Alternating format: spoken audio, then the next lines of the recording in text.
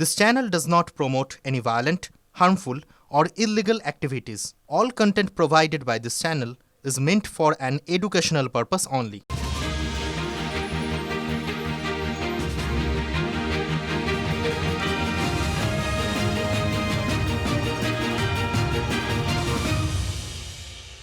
নিজেকে সিংহ মনে করে সিনেমার আর্টিস্টে, আমরাও পুষ্পা ছুটে গেল।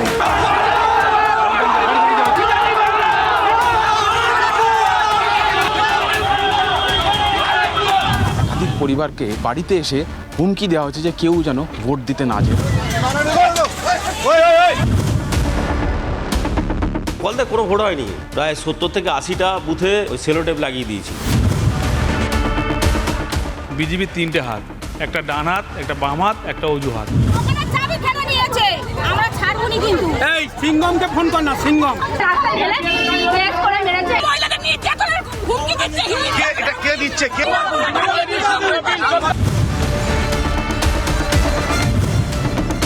এরা যা করছে আমরা বাঁচতে পারবো না, আর কিছু নয়। আমাদের 5 জনকে ভোট দিতে দেয়নি। রাজনীতিতে जो जीतेगा वो सिकंदर है।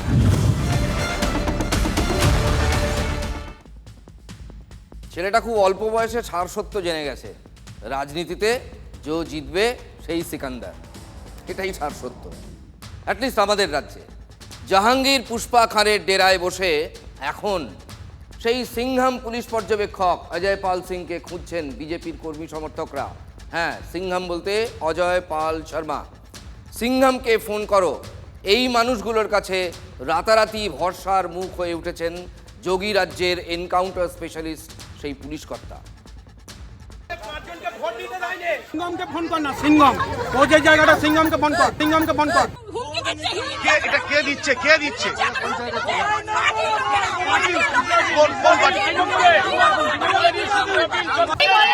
তুই দিতে পারছিস? বলে কেন? আমি তো যেন খুলে তোর মা বলেছে দেব না, তুই বলে দেব না, তোরা আমাকে ওকে বেশ করে মেরে ফাটিয়ে দে বলে রাস্তায় গেলে বেশ করে মেরেছে। এই করে এগুলো চোখ খুলে গেছে, কানের এখানে কষ্ট। কাকে মেরেছে? আমার বরকে, আমার স্বামীকে। কি নাম? অনিমেষ করিয়া। কে মেরেছে? ইসলামী চকদার আর তার ছেলে বলে, আমি তো অত নাম জানি না। সিংগমকে ফোন কর, সিংগমকে ফোন কর। ওনার আরেস্ট চাইছি। দেখুন আমরা বাঁচতে পারবো না, এরা যা করছে আমরা বাঁচতে পারবো না, আর কিছু নয়। ফলতার হাসিমনগরে তৃণমূলের জাহাঙ্গীর বাহিনীর বিরুদ্ধে যে বেয়াদপির অভিযোগ এরা করছেন আপনাদের শোনালাম। এই রাস্তায় নেমে আসা মানুষগুলোর একজনও তারা নাকি জাহাঙ্গীর বাহিনীর দাপটে ভোটটাই দিতে পারেননি। অমিত শাহ তৃণমূলের গুন্ডা বাহিনীকে হুঁশিয়ারি শুনিয়ে গিয়েছিলেন যে ভোটের দিন বাড়ির বাইরে পা রাখলে 4 তারিখের পর উল্টো করে সোজা করবেন। প্রধানমন্ত্রী নরেন্দ্র মোদীও ভয়মুক্ত মনে গণতন্ত্রের উৎসবে সামিল হওয়ার আহ্বান জানিয়ে গিয়েছিলেন। ভয় আউট, ভরসা ইন। ভোটারদের ভয় দূর করতে জাহাঙ্গীরের বাড়িতে গিয়ে শাসিয়ে এসেছিলেন সিংহাম অজয় পাল শর্মা। কিন্তু ফলতার বেশ কয়েকটি বুথে বিজেপির কর্মী সমর্থকরা এবারও ভোট দিতে পারেননি বলে অভিযোগ, যথেষ্ট বড় অভিযোগ। ইভিএমে বোতাম টেপার সুযোগ দেয়নি জাহাঙ্গীরের ভোট মেশিনারি।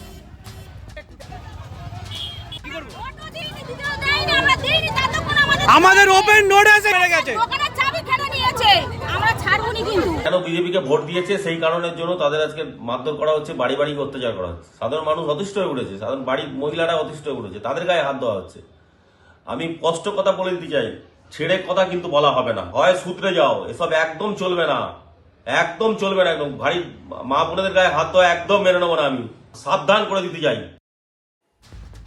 দেখুন, এই দ্বিতীয় ফেজে যে 142টা বিধানসভা কেন্দ্রে ভোট হলো, অ্যাটলিস্ট আমাদের চোখে অন্য কোনো জেলায় এই মাপের কোনো অভিযোগ কিন্তু আমরা পাইনি। দেখুন, সেই অভিযোগের জায়গা পার্টিকুলারলি সাউথ 24 পরগনা, সেখানেই একাধিক বিধানসভায় রিপোল হচ্ছে বেশ কিছু বুথে, এবং পার্টিকুলারলি দেখুন এই ফলতাতে বহু মানুষের ভোট না দিতে পারার অভিযোগ। সেই বিতর্কের কেন্দ্রে কিন্তু জাহাঙ্গীর খান। সুতরাং দক্ষিণ 24 পরগনার গায়ে কিন্তু একটা স্ট্যাম্প লেগে গেছে। সিংহামের হুঁশিয়ারির তোয়াক্কা যারা করেনি তারা ফলতার বিজেপি প্রার্থী দেবাংশু পণ্ডার এই শুধরে যাও শুনে ভয়ে ইঁদুরের গর্তে ইঁদুর যেমন ঢুকে পড়ে, তারা ঢুকে পড়বে, এটা ভাবা বা কল্পনা করা একেবারেই ভুল। ভোটের পর জাহাঙ্গীর বলেই দিয়েছেন, যেটা দিয়ে শোনালাম, রাজনীতির ময়দানে জো জিতা ওয়াহি সিকান্দার। রাজনীতির সিকান্দার হতে গিয়েই কি তৃণমূলের এই বাহিনীকে লাল চোখ দেখাতে হয় এবং হচ্ছে? শাসকের এই রক্তচক্ষু উপেক্ষা করলে কি হয়, ফের একবার টের পেয়েছে ক্যানিং গোপালপুরের একটি পরিবার। বিজেপির সমর্থক হওয়ায় ভোটের আগেই শাসিয়ে গিয়েছিল তৃণমূলের লেঠেল বাহিনী, এমনটাই অভিযোগ, যে ভোট দিতে যাবি না। তারপরেও ভোট দেওয়ায় ওই বাড়ির 3 সদস্যকে উত্তম মধ্যম পেটানো হয়েছে, এটাই অভিযোগ। ক্যানিং থানায় একটি এফআইআরও হয়েছে, কিন্তু অভিযুক্ত তৃণমূল কাডাররা এখনও পুলিশের ধরাছোঁয়ার বাইরে। দেখুন, এটাও সেই দক্ষিণ 24 পরগনা। 28 তারিখ সন্ধ্যাবেলা ওই গুরুপদ দাদের বাড়িতে এসে বলছে যে তোমরা কাকে ভোট দেবে, বলে আমাদের ভোট আমরা কাকে দেবো, টিএমসি মেম্বার জিজ্ঞাসা করছে, বলছে আমার ভোট আমি কাকে দেবো তোমাকে বলবো কেন।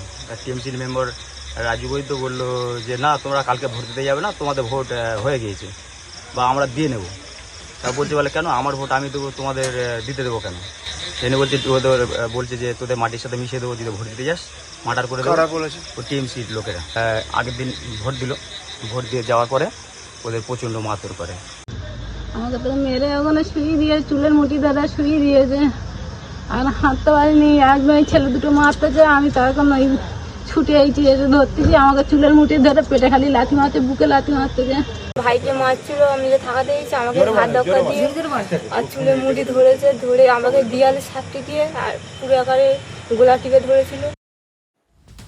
মুর্শিদাবাদের লোচনপুরে শাসকের হাতে মার খেতে হয়েছে সিপিএমের এক বুথ এজেন্টকে। তিনি বসে চা খাচ্ছিলেন, তার নাম রুহুল আমিন। চায়ের দোকানে ঢুকে সিপিএমের ওই এজেন্টকে মারধর করা হয় বলে অভিযোগ। জেলা পুলিশ সুপারের কাছে লিখিত একটি অভিযোগও করেছেন রানীনগরের সিপিএম প্রার্থী। তিনি ওই এলাকায় গেলে তার সঙ্গেও তুমুল বচসা বেঁধে যায় স্থানীয় তৃণমূল নেতা মুজিবুর শেখের। চাপের মুখে সিসিটিভি ফুটেজ প্রকাশ করে স্থানীয় থানা দাবি করেছে এমন কিছুই নাকি হয়নি। আপনারা সেই সিসিটিভি ফুটেজটাই এই মুহূর্তে দেখছেন TV9 বাংলার স্ক্রিনে। সিপিএমের অভিযোগ, ফুটেজ ডিলিট করে দিয়েছে থানা। এই মুর্শিদাবাদেরই বহরমপুর পুরসভার 21 নম্বর ওয়ার্ডে একটা টিউবওয়েল ভ্যানিশ হয়ে গেছে। হ্যাঁ, অভিযোগ ভোটের আগেই টিউবওয়েল খুলে নিয়ে যাওয়া হয়। কোনো চোরের যে এটা কাজ হতে পারে না বুঝতেই পারছেন, তাহলে কে নিল বা কারা নিল? তাহলে নিয়ে গেল কেন, কি মনে হচ্ছে? বলছে অডিশন দিয়েছে, ওরা উঠিয়ে নিয়ে যাচ্ছেন, আমরা জল কোথা থেকে নেব? বললো নতুন টিউবওয়েল বসিয়ে দেওয়া হবে। আজ 5 দিন হয়ে গেল, এখন পর্যন্ত টিউবওয়েল বসিয়ে দেয়। আমার মনে হয় যে আমাদেরকে দিবে না টিউবওয়েলটা ব্যবহার করতে, ওই জন্য উঠিয়ে নিয়ে গেছে। সেটা কি সেজন্য সেটা জানি না, কিন্তু তৃণমূলের লোকে নিয়ে গেছে উঠিয়ে। খবর পেয়ে খোদ অধীর চৌধুরী ওই এলাকায় পৌঁছে যান যেখানে এই কাণ্ডটি ঘটেছে। অধীরবাবুর দাবি, এটাও এক ধরনের নোংরা রাজনীতি, শাসক দলের বেয়াদবি বলে বলছেন অধীর চৌধুরী, মানে অভিযোগ করছেন এলাকার মানুষ কংগ্রেসের সমর্থক হওয়ায় তাদের জব্দ করতে চাইছে তৃণমূল, এমনটাই কংগ্রেস নেতার অভিযোগ। পানীয় জলের ব্যবস্থা ছিল এই বস্তিতে বহু বছর ধরে। এখানকার তৃণমূল নেতাদের ধারণা হয়েছে, আশঙ্কা, যে গত ভোটে বস্তিবাসীরা তৃণমূলকে ভোট দেয়নি। রেজাল্ট বেরোনোর আগেই এই আশঙ্কা থেকে তারা প্রতিহিংসা চরিতার্থ করার জন্যে, প্রতি আক্রমণ করার জন্যে এখানকার বস্তির গরিব মানুষদেরকে সরকারি কল, পানীয় জলের অধিকার কেড়ে নিয়ে তাদের কলটাকে উঠিয়ে নিয়ে চলে গেল। নির্বাচন কমিশন আগেই বলে দিয়েছিল এবার জিরো টলারেন্স, শাসকের কোনো বেয়াদবি বরদাস্ত করা হবে না। সেই মতোই আগামীকাল শনিবার রাজ্যের 2 বিধানসভা 15টি বুথে পুনর্নির্বাচন। কাল ডায়মন্ড হারবার এবং মগরাহাট পশ্চিমের 15 বুথে নতুন করে ভোট নেওয়া হবে। এর মধ্যে ডায়মন্ড হারবারে 4টি বুথ রয়েছে এবং মগরাহাট পশ্চিমের 11টি বুথে আবার ভোট নেওয়া হবে আগামীকাল। তবে ফলতা নিয়ে যেখানে অনেকে ভোট দিতে পারেননি বলে অভিযোগ জাহাঙ্গীর বাহিনীর দাপাদাপিতে, সেখানে এখনও কোনো সিদ্ধান্ত নিতে পারেনি কমিশন। মগরাহাট পশ্চিমে 11টি বুথে ঠিক আছে। ডায়মন্ড হারবার বিধানসভায় 16টা বুথে হওয়া উচিত ছিল, 4টেতে দিয়েছেন। আমরা এন্টার ফলতা দাবি করছি, না হলেও অন্তত 60টা বুথে হওয়া উচিত। যারা রিকাউন্টিংয়ে দাবি তুলছেন সেই সব বুথগুলোতে গোহারা হারবেন। অকারণ মানুষকে দিয়ে আরেকবার ভোট দেওয়াতে চেষ্টা করছেন কেউ কেউ, বিজেপি বা নির্বাচন কমিশন, দুটো তো এখন সমর্থক।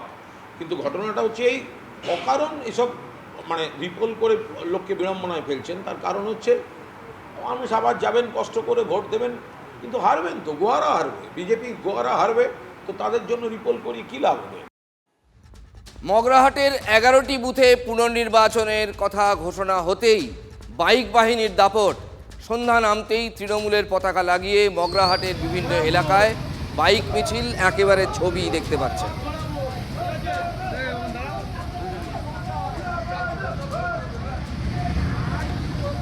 এই ছবি দেখছি, যেটা দেখাচ্ছি আপনাদের, এটা মগরাহাটের 11টি বুথে আগামীকাল পুনর্নির্বাচন।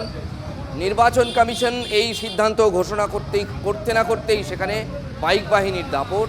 সন্ধ্যা নামতেই তৃণমূলের পতাকা লাগিয়ে মগরাহাটের বিভিন্ন এলাকায় চক্কর কাটছে শাসক দলের বাইক বাহিনী।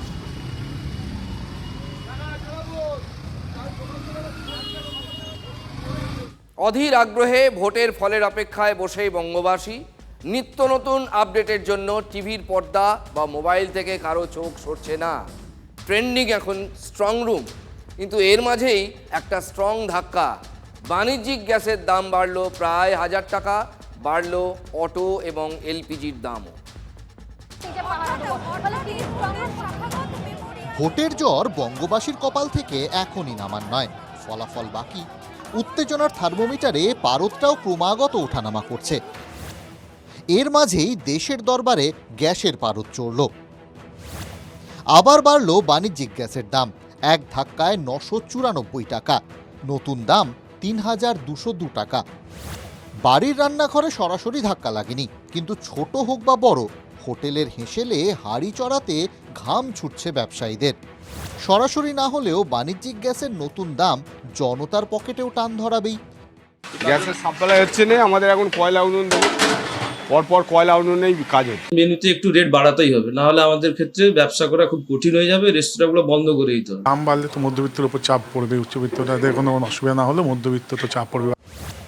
ইন্ডিয়ান অয়েল কর্পোরেশন বিবৃতি দিয়ে জানিয়েছে, আন্তর্জাতিক বাজারে জ্বালানির মূল্যবৃদ্ধির আঁচ পড়তে দেওয়া হয়নি গৃহস্থের হেঁসেলে। 33 কোটি গ্রাহকের জন্য 14.2 কেজির সিলিন্ডারের দাম বাড়েনি, দাম অপরিবর্তিত রেখে মধ্যবিত্তকে স্বস্তি দেওয়া হয়েছে। কিন্তু স্বস্তি মিলবে কিভাবে? কাজে কর্মে বা আমোদে প্রমোদে হোটেল রেস্তোরাঁয় খাওয়া সম্পূর্ণ বন্ধ করে? সেক্ষেত্রে যে ব্যবসাটাও লাটে উঠতে পারে। আর শুধু যে বাণিজ্যিক গ্যাসের দামই নয়, দাম বেড়েছে অটো এলপিজির। প্রতি লিটারে 6 টাকা 44 পয়সা দাম বেড়েছে অটো এলপিজির। নতুন দাম প্রতি লিটারে 89 টাকা 40 পয়সা। আগের বার দাম বৃদ্ধির ধাক্কায় প্রায় সব অটো রুটেই ভাড়া বেড়েছে। আবার দাম বাড়লো, আবার ভাড়া বাড়বে নাকি? ভাড়া তো বেড়েছে, কিন্তু একটা সব কিছুর একটা লিমিট আছে। যাত্রী যদি ভাড়া দিতে পারবে তখনই গাড়িতে উঠবে, তবে যাত্রী পরিষেবাটা থাকবে। আমাদের যে টাকাটা আমরা বেঁধে রাখি যে না এই টাকার মধ্যে আমরা যাতায়াতটা কমপ্লিট করব, সেটা হবে না। অসুবিধা তো হবে, কতদিন আপনি এত 60 টাকা 100 টাকা অ্যাফোর্ড করতে পারবেন? রাস্তায় বেরিয়ে খেতে গেলে পকেটে টান, যাতায়াতেও পকেটে টান। জনতা আদৌ স্বস্তি পেল কি? মমতা বন্দ্যোপাধ্যায় বা তার সরকারের নিজেদের যেটা ভ্যাট নেওয়া হয় সেটা যদি তারা কম করতো, তাহলে হয়তো সাধারণ মানুষের সেটা সুবিধা হতো। জোর করে ভারতবর্ষের সরকার দাম বাড়ানো রুখে দিয়েছিল, কারণ ভোট। এটাই হচ্ছে জনবিরোধী, দেশবিরোধী ভারতীয় জনতা পার্টির প্রকৃত চরিত্র। বঙ্গের রাজনীতি এখন ব্যস্ত ভোটের অঙ্ক কষতে। সাধারণ মানুষের পকেটের কঠিন অঙ্কটা আদৌ কেউ কষছেন কি? Bureau report, TV9 Bangla.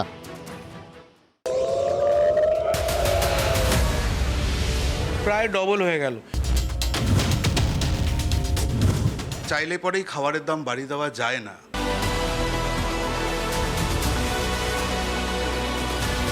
সকালেই বাজটা পড়লো মাথায়,